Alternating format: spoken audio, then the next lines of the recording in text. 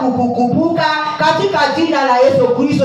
Hali yoyote ulio nayo na unahitaji Mungu, unahitaji mkono wa Bwana, naomba God akaweza kukukumbuka mchana wa leo katika jina la Yesu Kristo. Naomba God akaweza kukutembelea na kuweza kukupagusa machozi katika jina la Yesu Kristo. Biblia inasema ya kwamba kilio kinaweza kuwa usiku, lakini tazama asubuhi yako inakuja.